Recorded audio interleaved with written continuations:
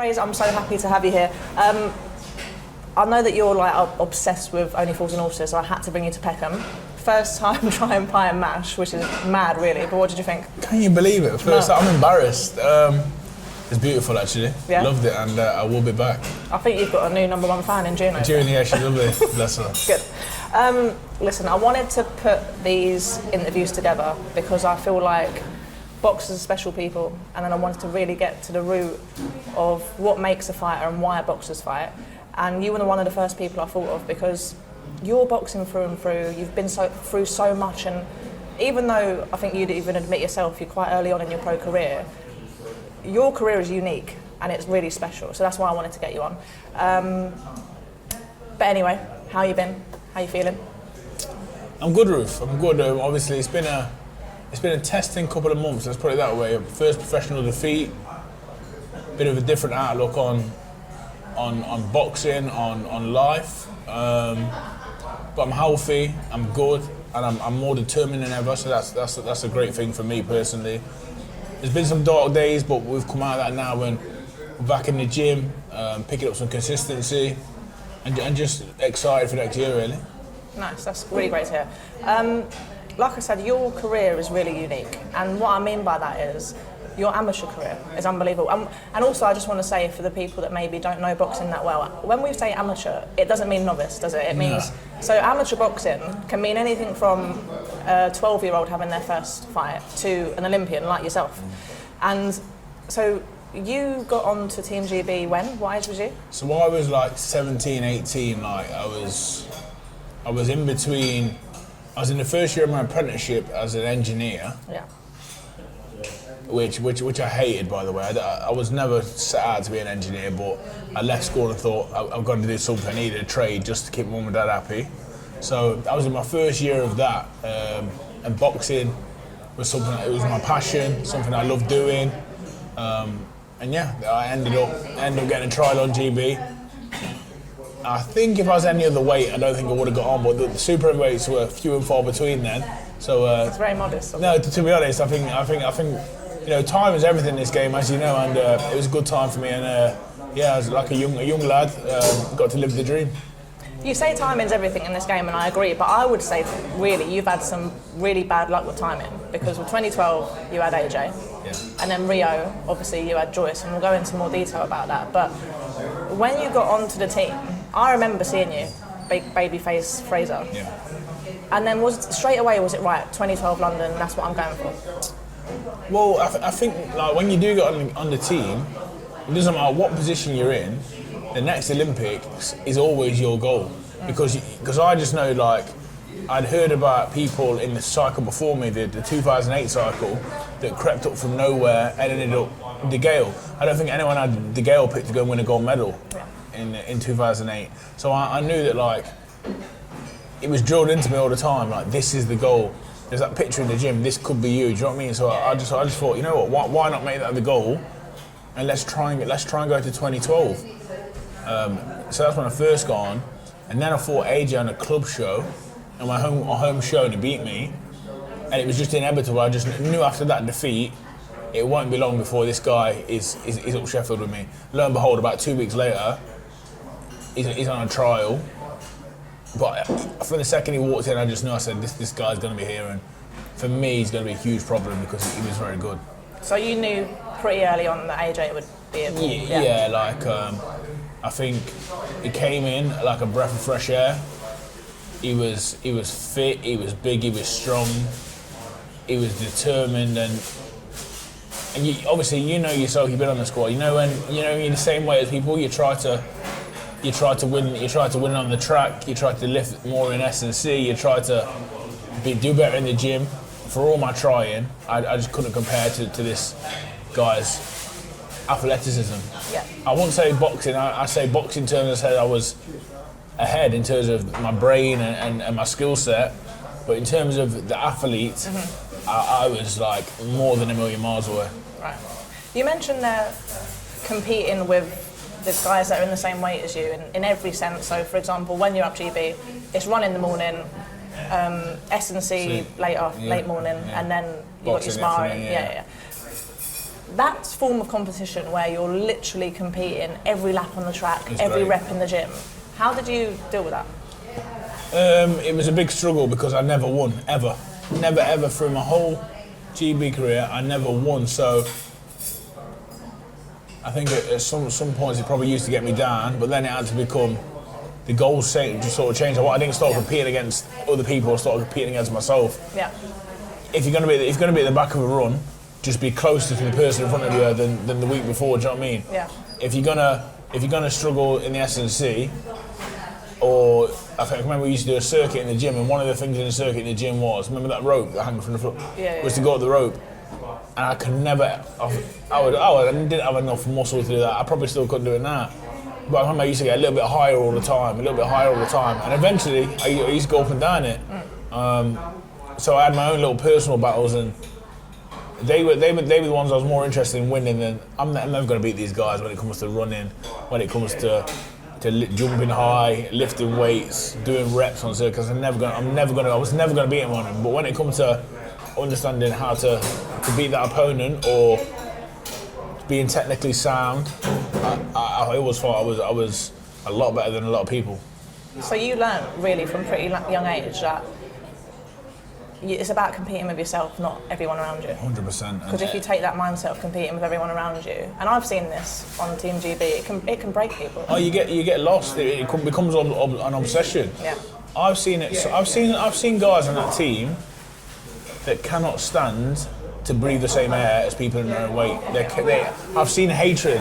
I've been on trips where two people at the same weight. I've been in Mauritius, 2011, where two people at the same weight were going to go to the beach and have a straightener because they just couldn't be in the same area as each other. Do you know what I mean?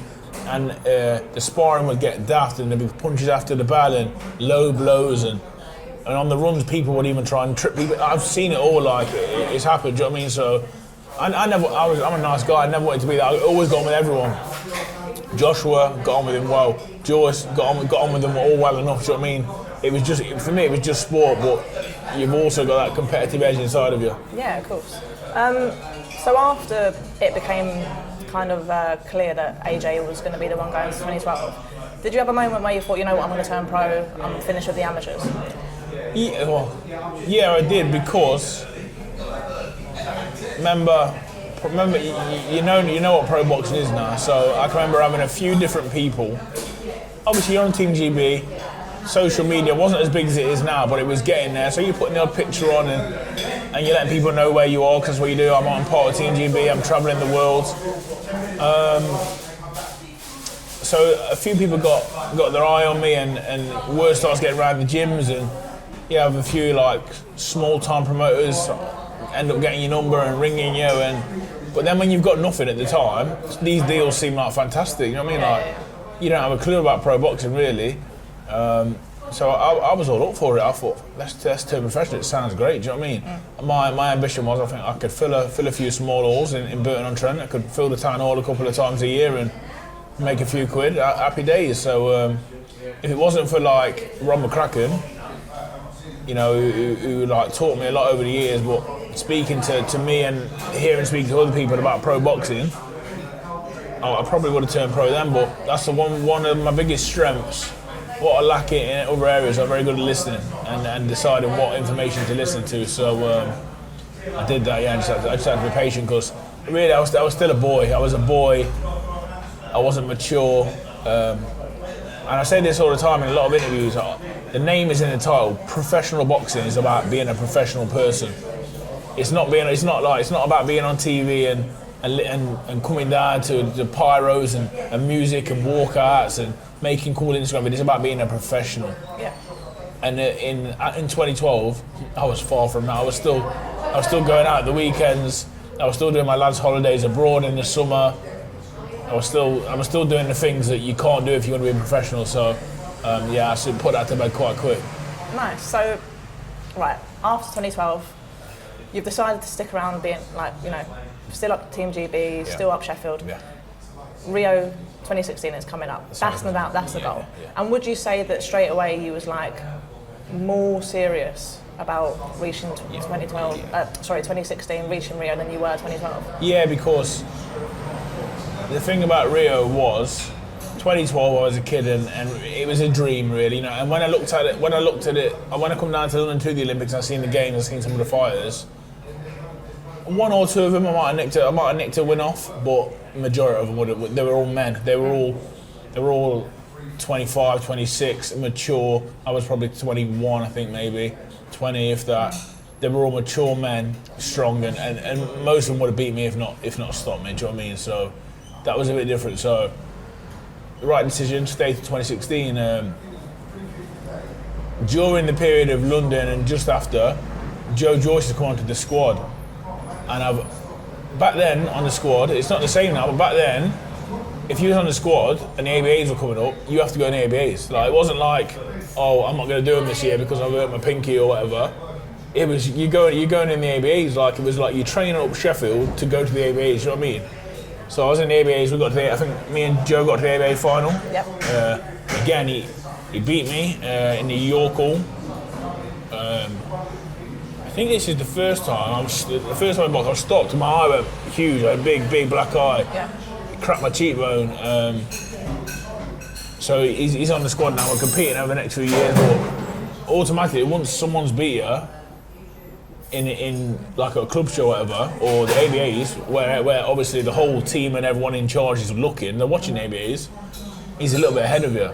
So now, I've got to play catch up again here. I'm trying, and to be fair, in that cycle, I was so on it, and I thought, you know what, I can overtake this guy, because again, this is no disrespect to Joe Joyce. I love the guy. I think he's a great guy, but to look at, how can anyone pick this man over me? To look at, they can't. It's chalk and cheese in terms of boxing. In terms of he was fitter than me. That's what it was. He was fitter than me, but in terms of boxing, in terms of everything else. There's no way this guy can, he looks stiff. So you're fully thinking, right, I can pull this back. I can pull this back. I've had a loss, but whatever, I can pull this back. I can go Rio. I can go to Rio. I was so determined I can go to Rio, and that's what helped Joe in getting an Olympic silver medal, and it helped me in becoming a better fighter because the competition was like this. Do you know what I mean? Like, I think in that cycle, I started winning medals, and before that I used to go to all the tournaments. I go out first round or second round. I won my first gold medal at the Stranger tournament. I beat some really good fighters, beat a really good fighter at the time, Russian guy, Sergei Kuzmin, who was beating everyone and he knocked Joe out in the Worlds. So I beat him. So you were making some statements. So I thought I'm making progress here. Do you know what I mean? I'm making progress. But for all the medals, I think that year, 2014, 2015, I did 5 or 7 tournaments, 5 or 7 gold medals. I can remember it, I couldn't stop winning. Probably European 25. Well, no? European Unions, Stranger, which was a big one, GBs, Tama, a box cup in Russia, another one in the Ukraine. I was just winning. Yeah. And I thought, I'm closing the gap here, but for everything I was winning at these tournaments, Joe would go and get a European bronze or a European silver or a world silver, a world bronze, whatever it was. So them medals there, they're just you can't shift them out of the way. So for every time I was going up, he was going up. So the gap didn't really close. I just sort of got better. Do you know what I mean? And then we come to the time of they pull you into the office in Sheffield for your little meetings and stuff. And I can remember Rob saying to me, Frazer, Rob and Dave, Lee, we think you've done fantastic, in the build-up to these Olympic qualifiers. You've really done yourself proud, but we can't overlook a European medalist and a world medalist. He's got to go. I think it was a vote of 5, and it went 3-2 to Joe or 4-1, whatever it was. And as pissed off as I was, I understood the game a lot more now. You can't argue with that. Yeah. You can't send a guy that's won a few medals, and not Mickey Mouse tournaments, but lower level tournaments. Because when you're going to speak to the powers that be, which are the people that fund the money to UK sport, that fund the money to GB, we can't say we're going to send this guy here over a guy that's won European and world medals, Commonwealth Games medal as well, gold. So it made it was hurt to me, and it was upsetful, but it made complete sense, and I understand the business side of amateur boxing then. So Yeah, missed it again. I mean, you're speaking with a lot of logic, and obviously, like you said, you get the logic of that. He's won these world medals, and even though you've won medal after medal, the big medals you can't ignore. So logically, you get it. But surely now it's been, what, 8 years, maybe longer, and you've been chasing that Olympic dream. It must have fucking hurt you a little bit. Oh, it hurt, and it hurt bad. I think the reason being, I knew everyone that qualified, because you look at the names that are going to qualifiers.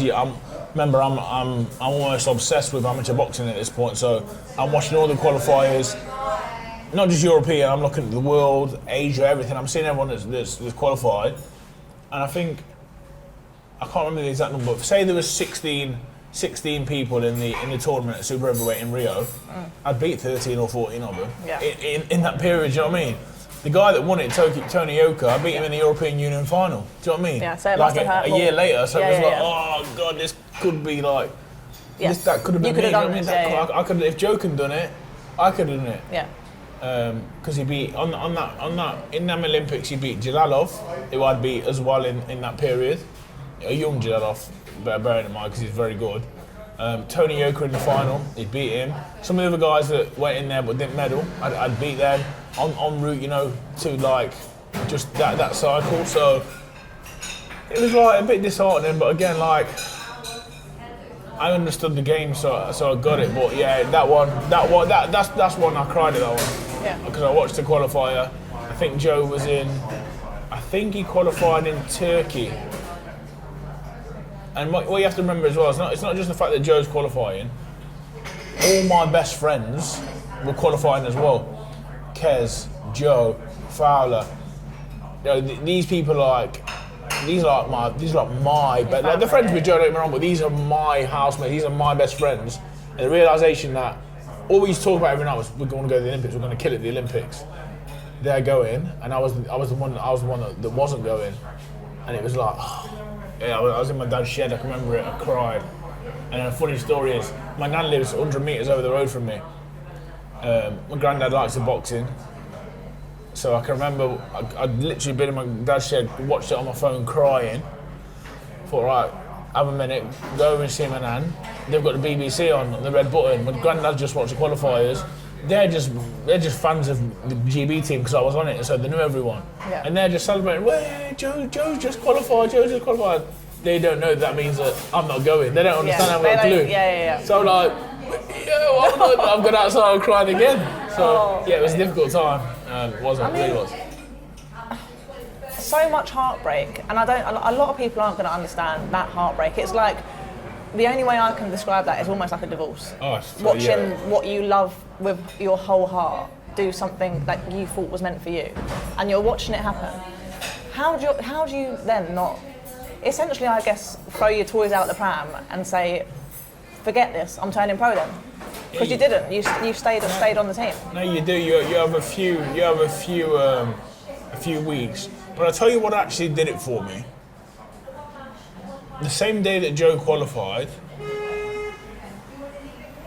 I think, if I remember rightly, the same day he qualified.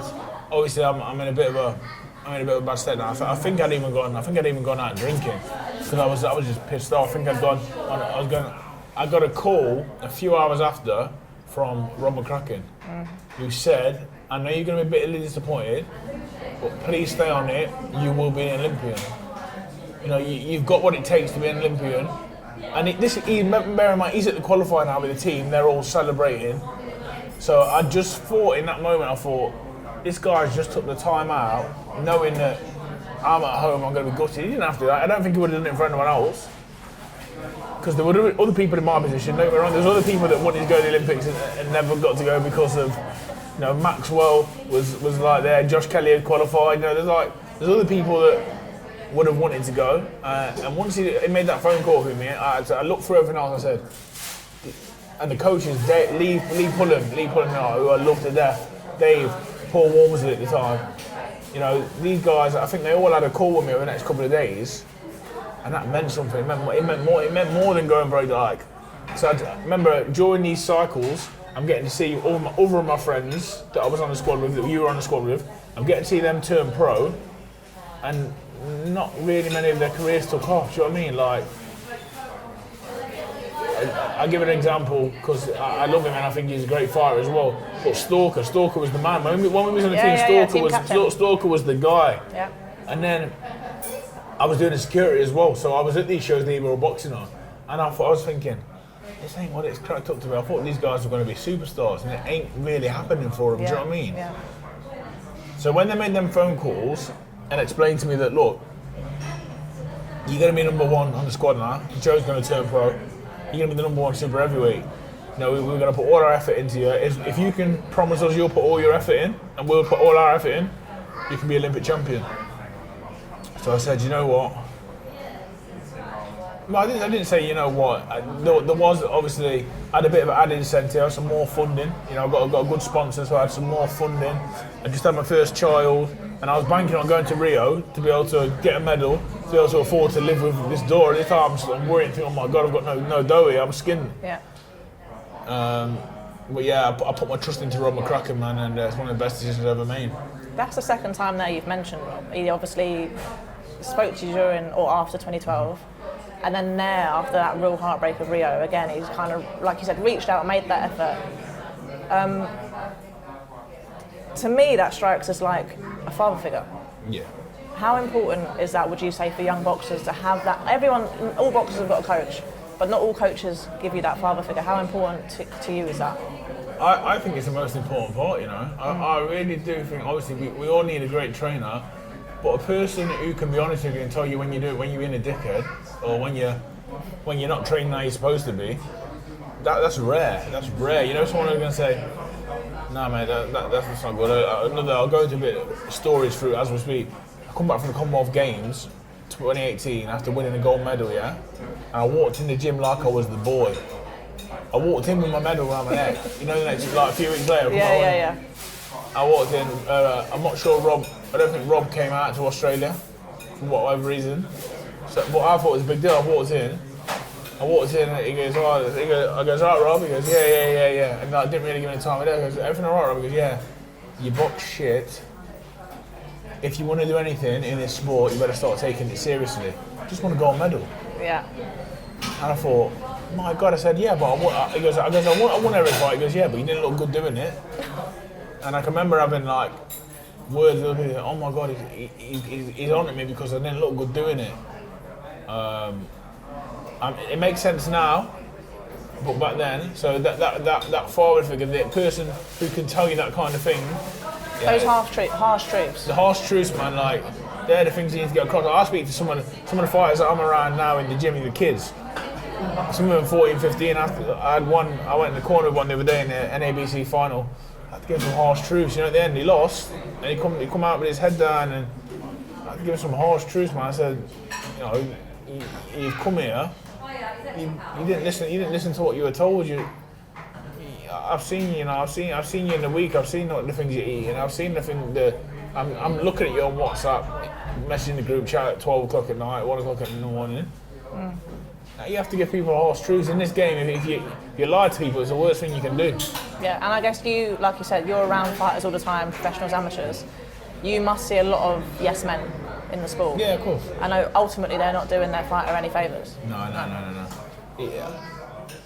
Listen, I've been through it. Like I say, I've been through so many stages in my career of not being professional. And that's as amateur as a pro, where I never really had yes men around me because. Remember this? I was on Team GB, and I always try to get this across to fighters. If I walk into Team GB, and they ever ask me to speak to any of the fighters, I'll make them know this. This isn't your local boxing club. This is Team Great Britain. As much as you might think this is for your fun, it's not. It's to win medals. To win medals, to get funding, to keep all them coaches in a job, to keep that office in a job, to make sure the boxers behind you are going to get funded for the next Olympics. So, as much as you think there's no responsibility and this is a laugh, this is serious business. Yeah. So I have to take that seriously because these are only just messages which was passed on to me when I was on there. Do you know what I mean? Yeah. It's a big responsibility if you think about it like that. Oh, it is massive. But yes men don't do that. No. Yes men do pads with people and make them look $1 million for a 15-second Instagram reel. Yeah. And say, that's brilliant. After that, the camera goes down. I've got no problem with people selling themselves on social media, but make sure when that camera's away, the work is even more on the heavy bag, on the runs, on the skipping, on the circuits. You know, that's how it has to be. Yeah. Okay, so Rio's happened. You've had a talk with all the coaches, and you've agreed to yourself and with them that you're going to stay on the team. I've agreed to go to the Olympics. Yeah. You've agreed, so it's done. It's set. You put it out there, and it's happening. I'm going. Yeah. That's it. So 2020 comes round. Copper Box Arena, European qualifiers. You qualify. Well, COVID comes and kicks on everything. But that was after the qualifiers, right? During? No, that was during. Peter McGrail qualified. You're right. Yes, I remember watching it, and it was all happening literally at the same time. Peter qualified, yeah. And then we're in the hotel. Peter qualified. Galal boxed once. That's all that got off. We've gone back to the hotel over the road in where's the shopping centre? Down near West Ham in Stratford. Yeah. And then everyone's phone's gone. Emergency meeting on a landing now. What? What's going on? The tournament stopped, finished. You all need to go home. You all need to stay indoors. There's a thing called COVID or whatever. We'll see you in the gym next week. You didn't go back to the gym for a year and a half. So you didn't? Did you fight at the Copper Box? No. I had my draw. The draw was done. Yeah. And the draw stayed for that whole time. So at the next qualifier, I boxed the same person I was supposed to box. And when was the next qualifier?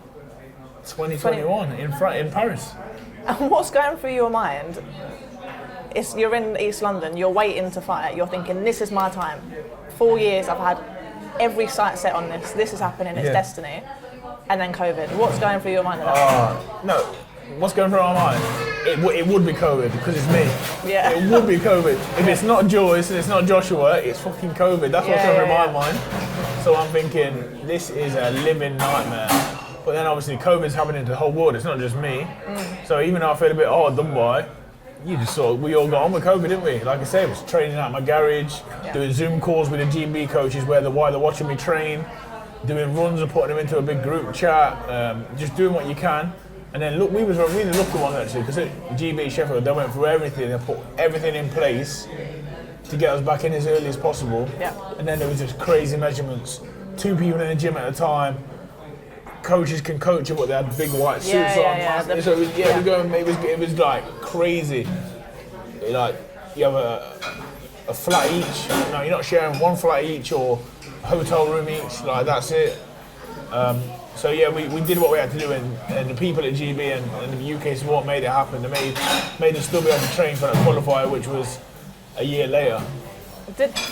Was there ever a moment through that process where you thought this Olympics might not happen? Yeah, I was sorting pro deals out. Over COVID, I was sort of speaking to promoters, managers, everything, saying, I might just put this off and turn pro. I was doing that in COVID. Yeah.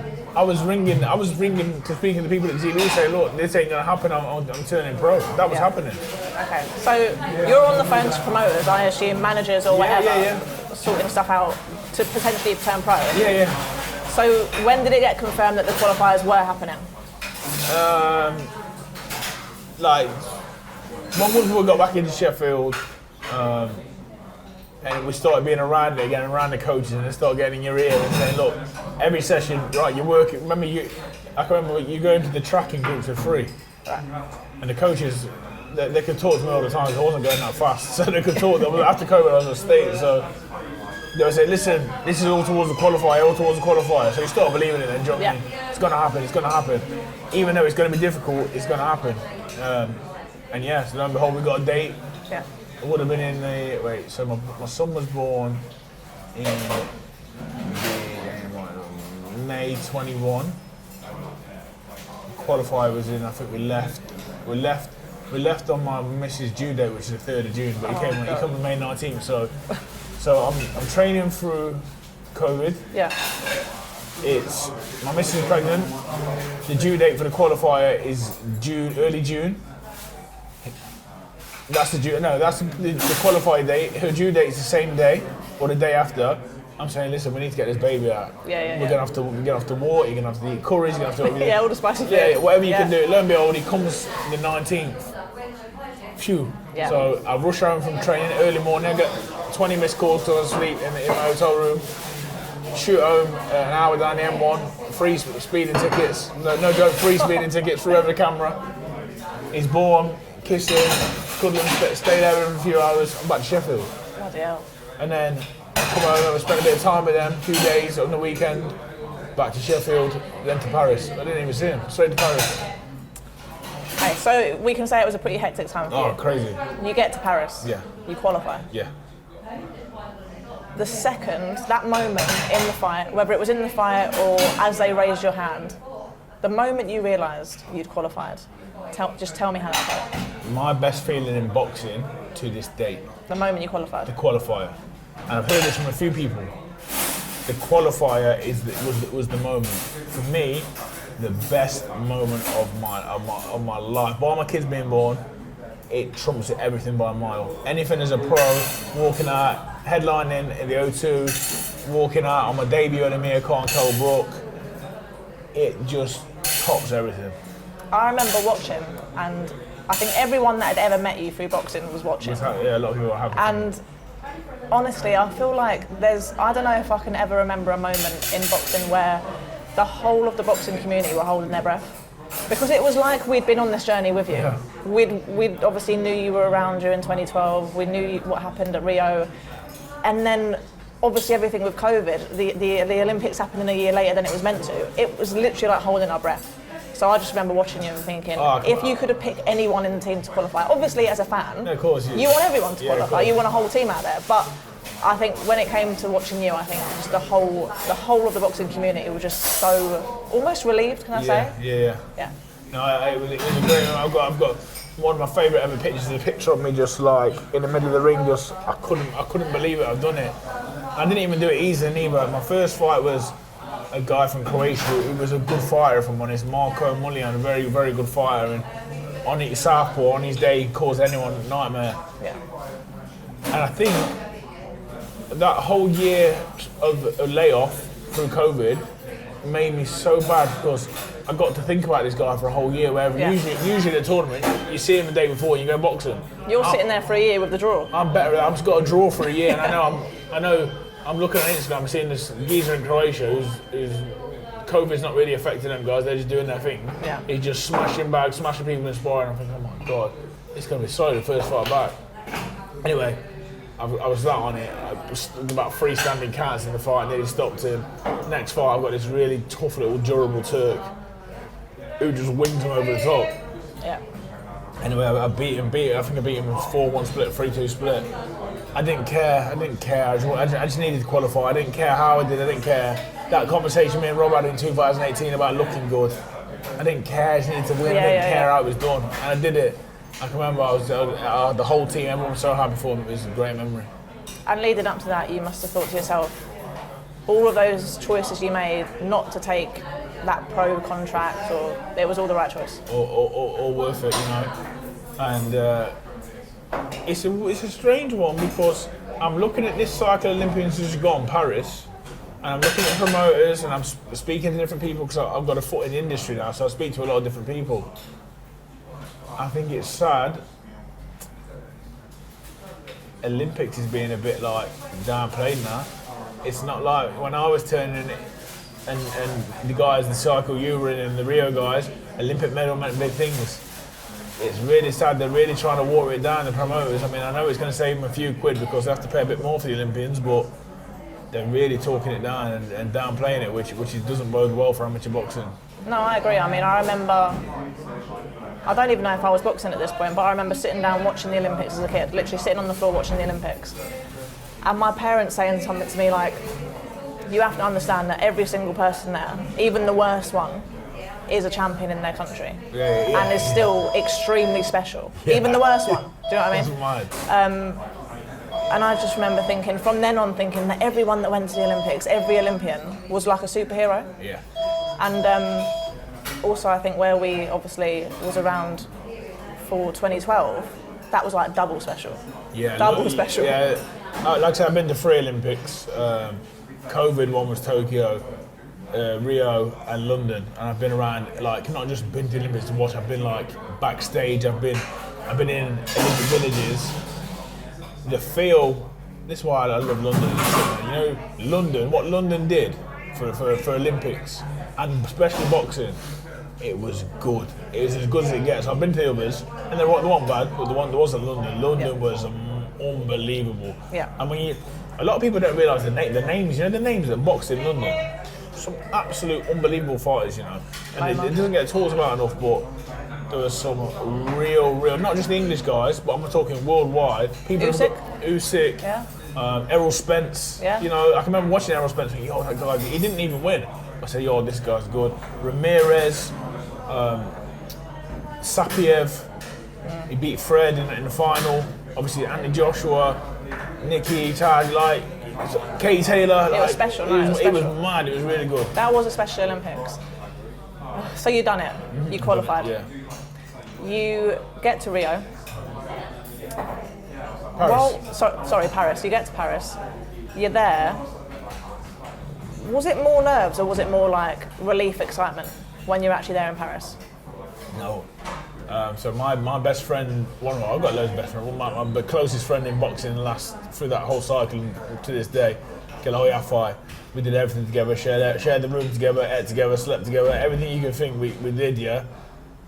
And we used to wake up every morning before the run. Listen, train hard today. We've got to fucking qualify. We've got to fucking qualify because he lost in Rio first fight to a Cuban, really good Cuban. So we were saying, God, fucking. This is your mission. This is our mission. Paris is your mission. We used to sit there and say,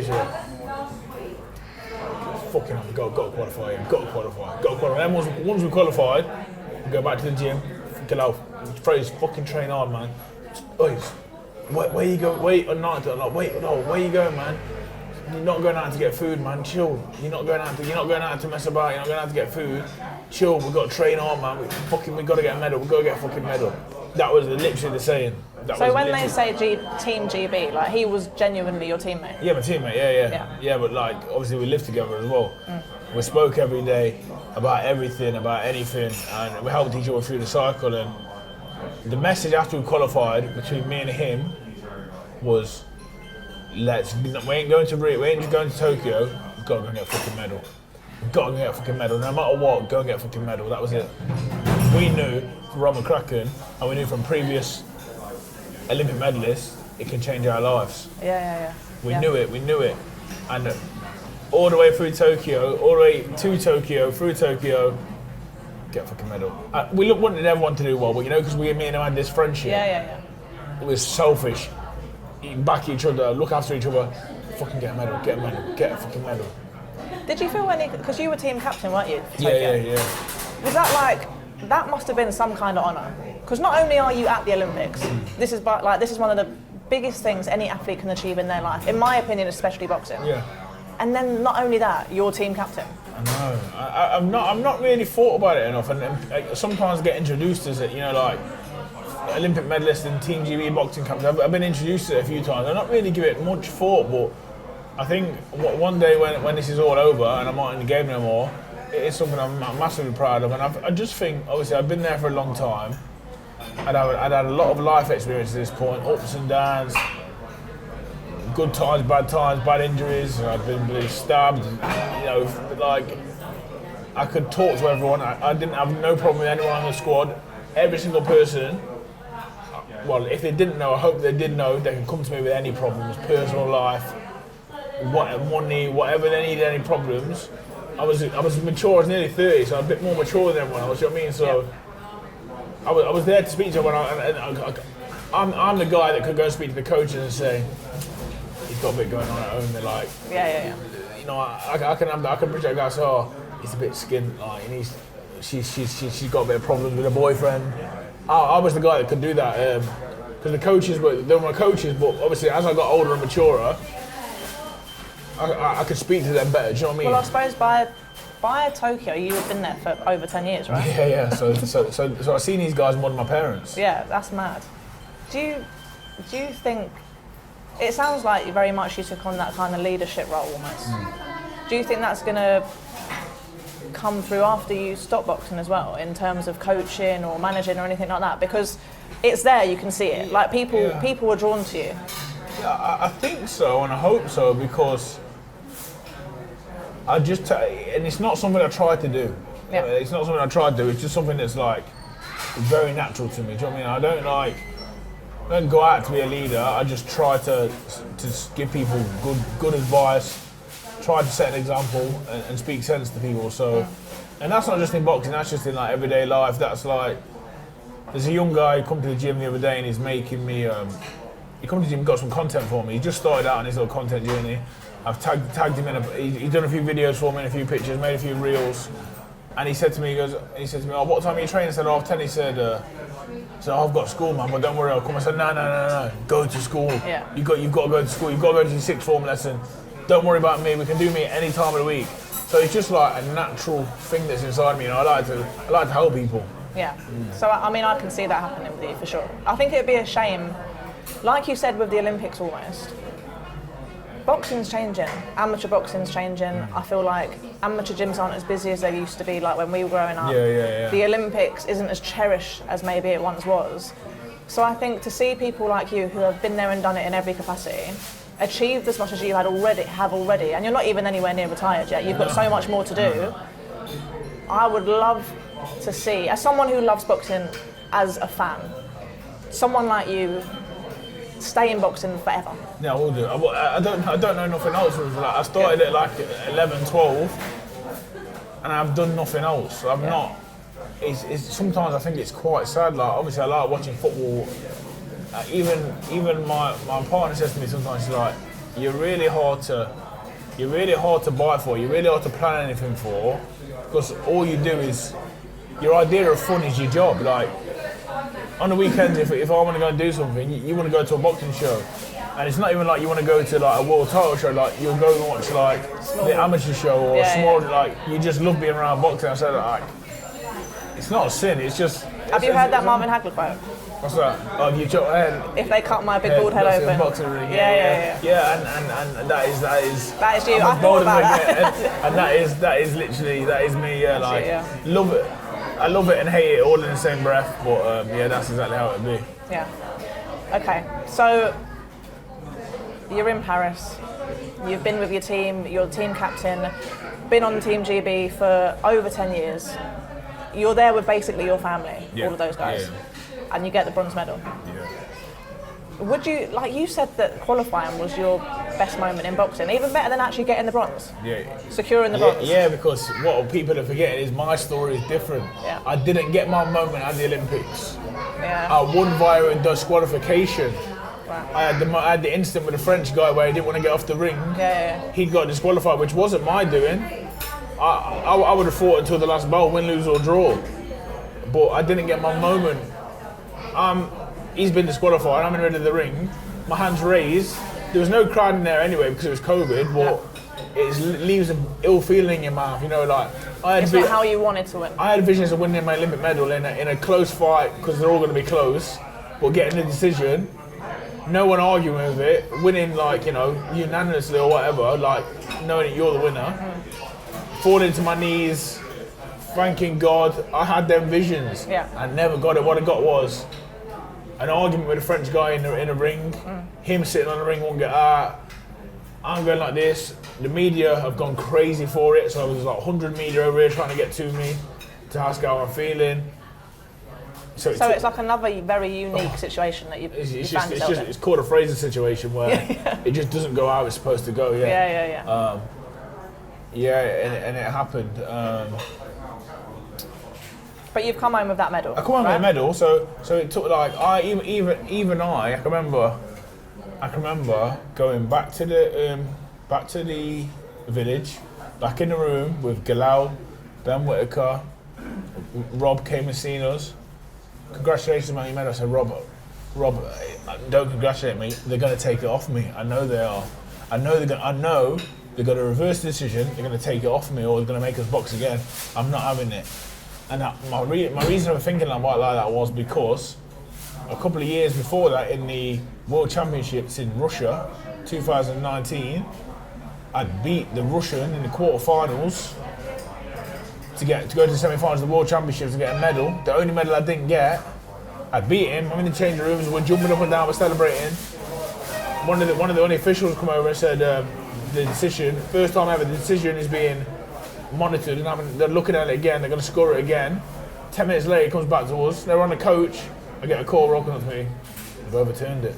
So I'm thinking, oh my God, deja vu. So you're thinking all of these kind of like things that have happened to you in the past. It's going to creep up. You're jumping to worst case. Yeah. I'm thinking, I did beat this guy in the Worlds. He's a good fighter, Maximum Badminton. Beat. Little quote for everyone, little bit of knowledge. This guy has beat myself, Joe Joyce, Tyson Fury, David Price, and I think Anthony Joshua. I mean, that's not a bad one. Yeah, he's got not bad, and he's this big and this wide. You won't believe it. You won't believe the skill of him. He's unbelievable. Yeah. But I beat him. I beat him, and then in Russia, there's some big presidential people in the building watching. I think Vladimir Putin was there. Yeah, he weren't having it. Vladimir Big Putin said, "No, on my watch, mate. Yeah. Flip that over." Yeah. So they took my medal off me. So I thought, this is going to happen again. Lo and behold, it didn't. Yeah. And ended up boxing in the semi-final. Yeah. And sorry to interrupt, but that is where I had my moment. Go on, tell me. But I lost. Right. So it's a weird sport, isn't it? So you're in the semi-final. You know you got a bronze. Yeah.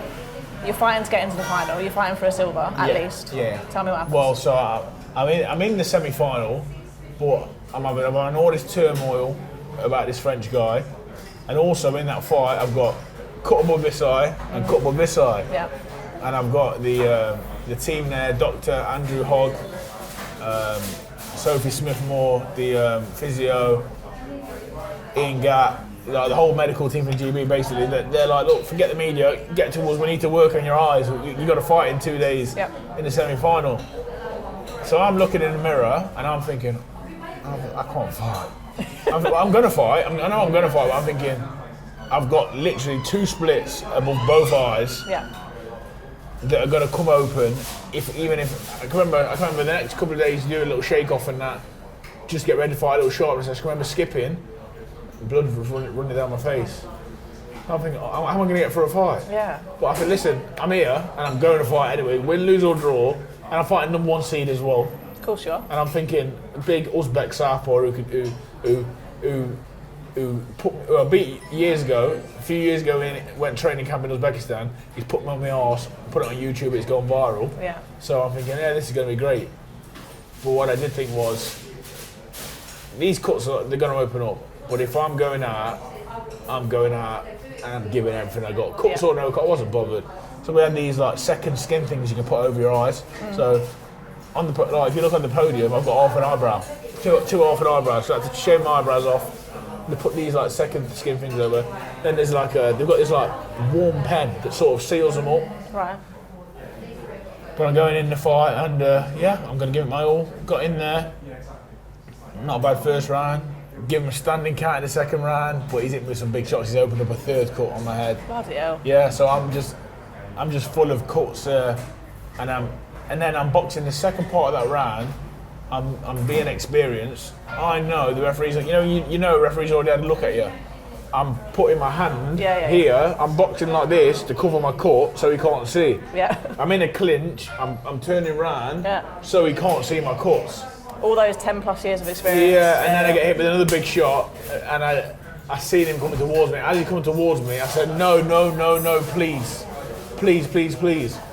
By this time, I've been on the circuit that long. I know all the referees by name. They all know me. Yeah. He says to me, Clarke, you can't continue. Yeah. And they never used names of people, but this guy he knew me from like, Clarke, I can't let you carry on. Do you know what I mean? And that was it. That was like the last moments of my amateur boxing career. But it's like you said, you gave it everything in there. I would have died in there. I'd give it everything. Yeah. I'd give it everything. I had a little baby at home, a little baby just born, Trent. He was like 4 or 5 months old, whatever he was. Yeah. My daughter, Mrs. I wasn't all them years knowing you from the squads, being a little fat kid with no confidence to growing into a man, to go ups and downs. It was all coming down to them last few moments. And again, like I say, I didn't have my moment. My moment actually came when I've got some pictures of it, and they're great pictures.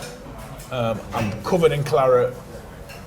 I've hugged Lee Pullen and Dave Alloway and said thank you for everything. It's COVID, and there's about 30 of the, they're not even supposed to be in groups like this now because COVID. There's like all my teammates, support staff, coaches, all in mask. They're all crying. Yeah. They just knew that was it. It's me done as an amateur boxer. You know, it's me done with GB. I put my hands up like this. I just said thank you to all of them, and there's a great picture of it. And the guy's got his hand raised in the background. He just won the Olympic semi-final. Yeah. The whole arena, I say the whole arena, wasn't loads in there, but all the other countries, because I've been around, they all know me, everyone's clapping for me, not for him, everyone's clapping for me. And the coaches and, like I said, the support staff and the teammates, it was a beautiful moment, honestly. Beautiful, upsetting defeat, it was beautiful.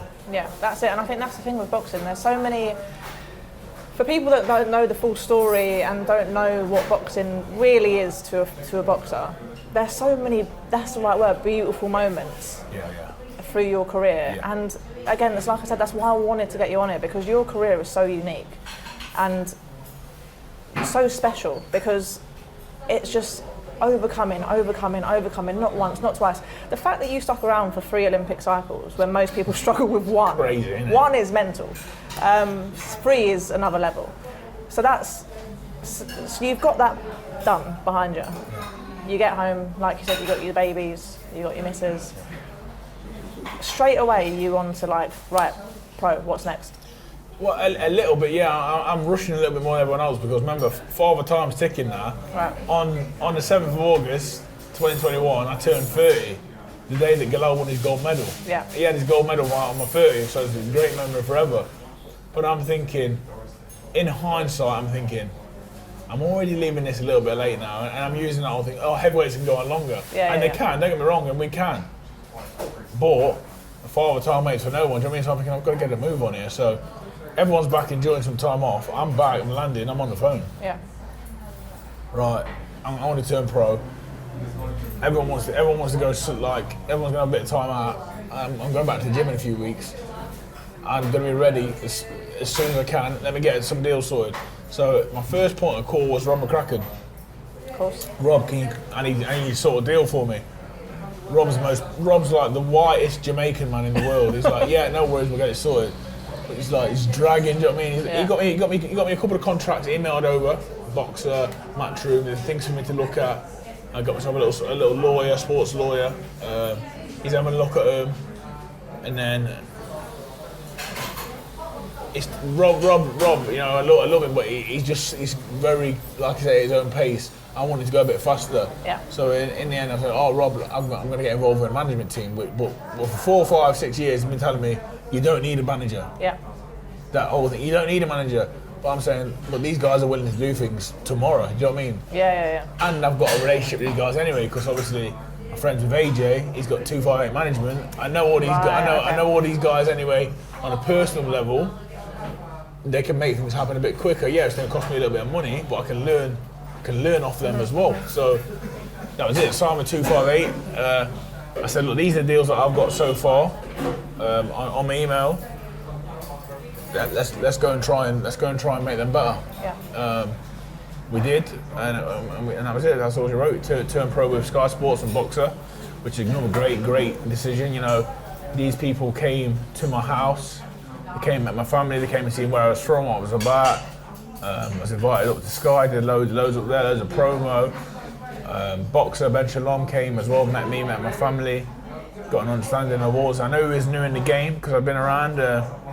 But his vision, I loved his vision. I love where he thought boxing would go. I love what he thought for me, where he thought I could go, the plans I had for me. So, you know, I had a great relationship with all the other guys as well, and I still do now. Like all the guys from Matchroom, I know them all quite personally, quite well. Do you know what I mean? I've been doing the security for them for years, so I've been around them all. Eddie, Frank Smith, people like always had time for me, always looked after me with tickets, and just been there for me if I need to speak. Went and met with Francis Warren, who I thought I'd never met at this point. I'd seen him at shows, but I never really spoke to Frank Warren. And I went and met him in a pub in London somewhere. He got me a bit of dinner, nice steak dinner by the way, so I was buzzing. It wasn't cheap. And he started talking boxing to me, and I thought, oh my God, I'm not really giving these guys the time of day. Yeah. But when I'm speaking boxing with him, he knew boxing like on a different level, you know, to Eddie Earn and Ben Shalom. This guy knew boxing on a different. He was in a different stratosphere. He was more on boxing terms. He was more my level. He knew boxing. He knew the history of boxing. He was telling me stories of people he brought through. The And way that he mattered done it. to you? That mattered to From me. a promoter? From a promoter. So I'm thinking, oh my god, but the money was a bit less. Right. But what I should have done was negotiated Yeah. a bit more, and it might have changed, you know what I mean? But that was before. I only had one meeting with him, Yeah. which I regret because, like I say, he was a very, very. When it comes to boxing, he was chalk and cheese, head and shoulders above everyone else in terms of the boxing knowledge. Well, I suppose the Warren, like you said, Ben Shalom's pretty new in the game, but and then the Warrens are like the other end of the spectrum. They've been around since forever. The stories, and the things he'd done different, and this and that, and this and that. Like I said, but at the same time, I've been in an environment where no one had a good word to say about him. Right. Because everyone was telling me, oh, he's ripped him off. And these are people that I know. Oh, he owes him money. So they put a bit of a bad taste in your mouth before you get that. But that's the thing. You never judge someone until you meet them. That's the thing. Do you know what I mean? Yeah. And I'm probably guilty of that a little bit, but I actually speak to him quite well now. I get on with him quite well, and obviously after my last fight, you know, I lost to his fighter, and I'll never forget at the airport. He's going past me. He's going and getting chauffeured on one of them like little buggies in the airport. He stop, jumped out. I was with my missus, my jaw was hanging on my face. Come and have some time for me. Give me his number. I said, look, if you ever need anything, come chat to me. So I got a lot of respect for Frank Warren now. Yeah, love that. So you're with Boxer now. Yeah. You're 10 fights into your pro career. Yeah. Only 10 fights in, and you've already been involved in one of, at the time, that year, probably one of the best fights of the year. Did it win Best Fight of the Year? I don't even know. It might have gone, it might not. I haven't even looked at that. Well, it probably should have done. If it didn't, it definitely should have done. That first fight with Fabio, it was literally edge of your seat kind of stuff. Yeah. And I remember, and I know you would have been the same, growing up, watching fights like Gatti and Ward, all of these wars. Favorite. That's it. Those fights, those unreal fights, they're like legends. How does it feel to now be involved in one of your own? Well, it's weird because you look at it and you would say, because I can remember your style, I remember you sparring, I remember everything. Remember sparring is different to pro fighting, proper different. Yeah. I always thought I want to be in one of them. I want a Hagler Hearns, I want a Gatti Ward, I want a Corrales, you know, I want them kind of fights. My favourite fights to watch was always them 90s bantamweights, the Mexicans. Yeah. That was my thing. And that was your thing as well. I used to see you in the Morales. You had the Cleto razors on it, Yeah. And I was all Barrera. Same. And Marquez. They were my two. Okay. They were my two. Yeah. So I always wanted one until I had one. Right. And then it was hard, you know, after. First of all, I thought I won the fight. And then it was a hard few days, you know, a hard night. I went to the hotel at the O2. I walked into a bar, and Fabio walked in about 2 minutes after me. I got the loudest clap from everyone that was at the O2 ever. I got a big chant. There's only one Frazer Clarke. Yeah. Unbelievable memory. Fabio walked in 2 minutes later to silence there and all, you know what I mean? So yeah, there was that. But yeah, I can remember that night, I couldn't sleep. I said to my missus, she goes, oh, why don't you go and sleep? A few hours in the bar, straight to bed. I said, I'm not going to sleep. She said, why? I goes, I don't know if I'll wake up. I said, I don't know if I'll wake up. She goes, what do you mean? I said, my ears are ringing. I'm going to the toilet, I'm pissing blood. I said, I can't go to sleep, I can't close my eyes. I'm red hot. She was like, oh my God, you're overheating. You're still sweating like 4 hours after the fight. Yeah. I said, I'm not going to go to sleep. Anyway, I got a couple of hours. I woke up, I was all right. But yeah, a few days of real ache and pain. So That's it. Great to have been in, but not great at the same time. Yeah, I mean, someone like me, or like most fans, can sit back and enjoy these fights and kind of idolise the fighters that are involved in them. But then obviously being in there, being part of that brutality, a normal person, heavyweight as well, it's just a completely another kettle of fish. It's all right if you win. You know, when you get a draw, sour taste. Yeah, I mean, a draw's a hard one because obviously... You're not lost. You've not lost, but you've not got You've that not little got- cherry yeah, either. So, all right, you've been involved in that epic fight. A lot of people were saying they thought you nicked it. Yeah. Oh, I'm not saying I thought I dominated it. I thought it was close, and I thought there was maybe a round in it. And I've still not proper watched it back to analyse it. And I will do one day, but right now it's of no interest. Yeah. So the rematch. Yeah. I remember going into the rematch thinking, well, more than anything, being excited, Yeah. because obviously the first fight was so great, amazing, we got it again. And I remember thinking, right, Frazer, technically as a boxer, especially as a heavyweight, hard to beat. So going into this rematch, I was thinking he's going to use his boxing brain, he's going to make little adjustments from the first fight, and he'll go out there and kind of nick it even more, you know what I mean?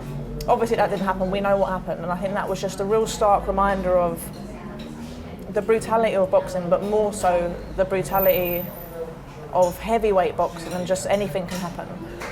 Yeah, definitely. I think with that rematch, I was fit, I was strong, I knew my job. We drilled what we're going to do. I was confident. I had a good opening couple of minutes, and then exactly what you said. The reality is, heavyweight boxing, it's a sin to switch off for half a second, and I must have done that. I don't even know if I have it because I can't watch it back yet. Yeah. Still. But I must have made a mistake. If you make mistakes in boxing, you get punished. I've been told that from day one. Another Rob McCracken thing. You know, you're a heavyweight. If you make mistakes, it's game over. Yeah. And I did. I paid the price for it. Yeah. It's funny, like I said, it's not funny, but like I said, when you qualified, I remember literally it was like the whole of the boxing community held their breath, and it was just pure joy from everyone. This time round, it was like a similar thing in terms of the whole of the boxing community showed this outpour of love and support for you. It was just pure, like, everyone just wanted to know that you was okay. Yeah. Everything stopped. Honestly, God, that's like it was overwhelming. You're right. Was it surprised to you to get so much love? So, ain't it mad now? The world we live in and the way boxing has changed is. I can remember in all my fuzziness of being on one knee and the referee stopping it. It was all happening a bit fast. I could see my partner at the ring crying, well, not crying, but nearly in tears. I'm thinking, my mum and my nana are having to watch this somewhere, my sister, my daughter, they're watching this on TV, miles, thousands of miles away, different country. And you look up and I'm thinking, oh my God, I see my face, I thought I'm going to be a fucking meme. Is that the first thing That's coming to you? one of the things that I think I'm going to be a meme. And I thought everyone's going to take the piss. Oh, he's a terrible fighter. He got lucky the first time. It's been the exact opposite, you know. One thing I never want anyone to do is make an excuse for me. I know the game I'm in, and I'm a big boy. I can deal with it. But the interest in my health and my safety from the public and from the boxing community and world, from the lowest level amateur to the most high up professionals, idols of mine have messaged me and told me they hope I'm okay and I'm going to come back stronger if I keep working hard and believe in myself. It's what's kept me going. Yeah. It's been difficult, Riv, I can't lie to you. Again, my naivety, I never used to believe in this mental health thing, you know. Yeah. I never believed in that. I used to think, no. Them people are soft, like, I'm just built, I thought I'm built different to that. Yeah. I ain't, I'm gonna tell you. Because I had a few weeks of being in a dark place, and I think you hear the stories of people doing really stupid things, and you think, my God, like, I'm not there. I'm not there. I was thinking, I'm not there. No, I'm not. I've got a beautiful life, beautiful family. There's one thing that's happened. I live a good life. But yeah, it was a deep and dark time. It's been hard, and as time went on and the love and support came in, you know, there's still people now that, if they watch this, I've not been rude or ignorant, I just couldn't get back to everyone because I had a million messages. Yeah.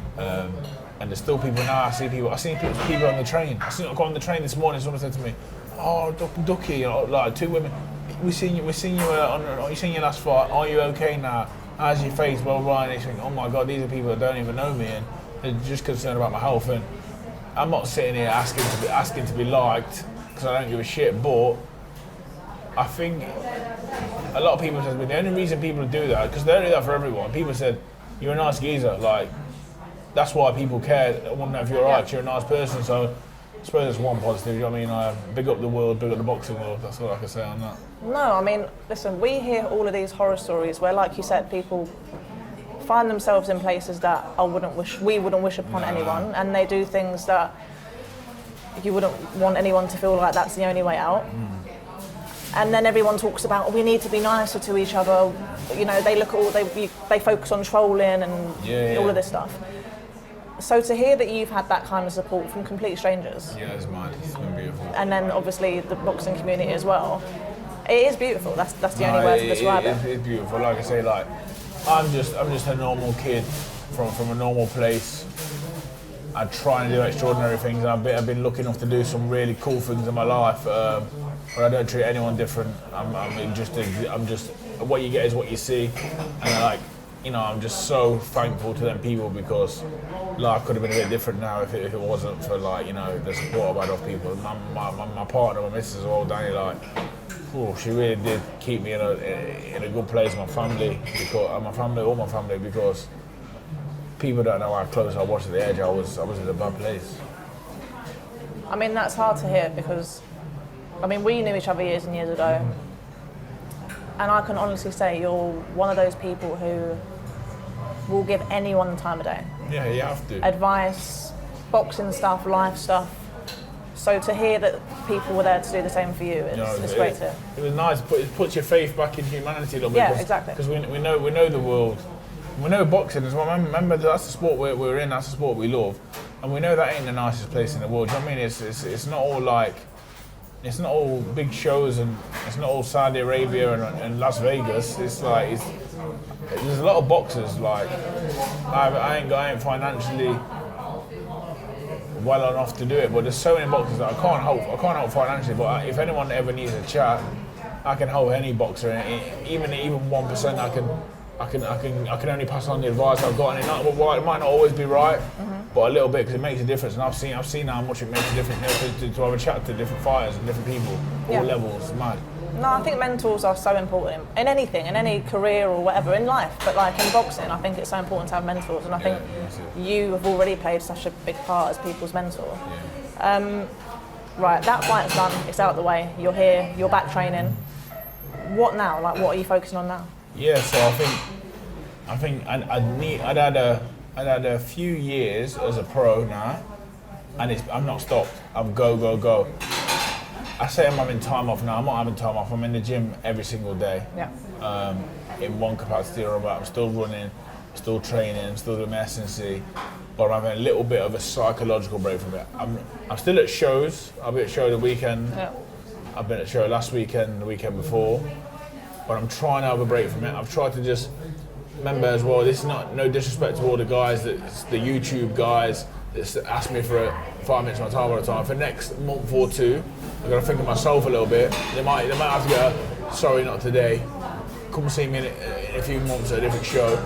I'll give you 10 minutes each. Yeah. But a bit of time to myself in a minute, do you know what I mean? Don't get me wrong, I'm still watching boxing because I'm addicted to it, but a little bit of headspace for myself.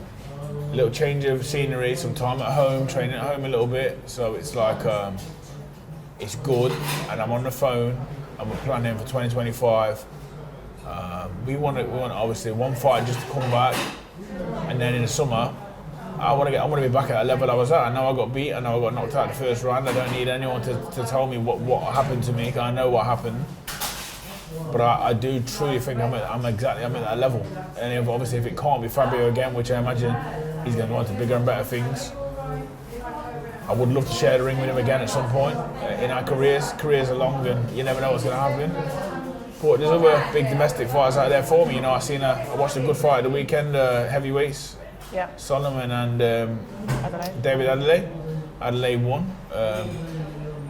It's fair to say me and him have got a history between us. Right.